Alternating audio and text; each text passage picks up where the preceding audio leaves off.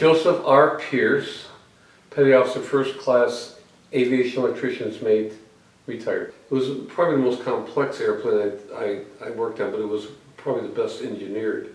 They had a bus system where they could prioritize where the power went to, and the genius of it is they had two pilots. They flew the airplane, but they had a flight engineer in the middle, and he did all the engine stuff. He had to pull breakers. Those guys had to memorize everything. They couldn't go to the book. They didn't have time. They had to know it. So they were really good at what they did. I learned a lot from flight engineers about how my stuff worked, because to me it was just a gyro. What was that? But they knew what bus powered that gyro. If the gyro was bad, they could pull the breaker and get offline. I mean, they could do that. So I had to look in the book and say, well, okay, and it was like I said, we had different navigation systems. They evolved, and we had to put in the coordinates for the base every day, and we had to do the barometric. I don't know why they even had a barometric altimeter in there, but because they had the radar altimeter, they had all kinds of other things. So we had to do all that kind of stuff. It was cool. Have you ever seen the cockpit of P3? You should look at one. Well, there's 4 engines, so there's 4 sets of every engine, oil pressure, fuel pressure. I can't remember all the gauges, but there were lines and lines of gauges. And we had a red line, and we put a mark on the gauge to where the normal operating is, so that they could at a glance see what it was.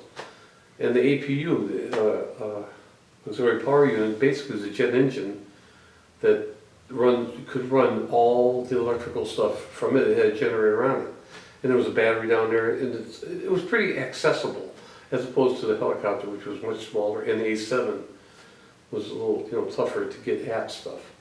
But yeah, the P3 is well engineered, and people knew stuff. The coolest thing I ever did on the P3 was, digital cameras, you have one there in your hand? Well, they were in the Arctic Circle, and they had a digital camera, and they wanted to get real-time photographs to the Pentagon or wherever the hell the picture's going, and they didn't know where to get power from. So I had to go on the schematics for that airplane, because they're on every bureau number, there's a little bit different wiring. So I found where they could plug it in. They were all excited. I'm like, really? It's just a regular plug, piece of cake. But they could now use the digital, this was 1991, maybe. And digital cameras weren't available to the general public, I don't think. So they were very excited about this. So it was cool. Finding a plug for a camera. Nowadays got lithium batteries, no stinking plug. Because they had the equipment to transmit the image, what they didn't have was power for the camera. Go figure. And that's where an electrician comes in, you get power. Power to the plane. Yeah. How would I like them to remember? A lot of fun. A lot of professional people.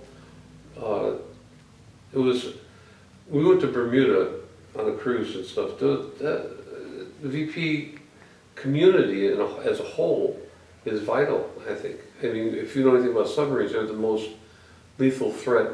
I don't think most people don't even think about it, they don't even know about it. But they're within striking range of us, and we are of them. And knowing where they are is important. But, having been in helicopter, submarine support and all that, and P3s, I'm not sure there's a lot we could do, in time. It's a big threat, and I think VP is very important. And then I got orders as an instructor it was called Reserve Anti-Submarine Warfare Training Center. We called it RATCEN. And I taught the P3 there, in electrical systems and everything. It was fun. And then I retired and went back home and went to art school again. At night with 6 kids, I was working as a substitute teacher and then night school. So yeah, worked out well. My second career was 20 years of teaching in Cleveland's public schools. It was good.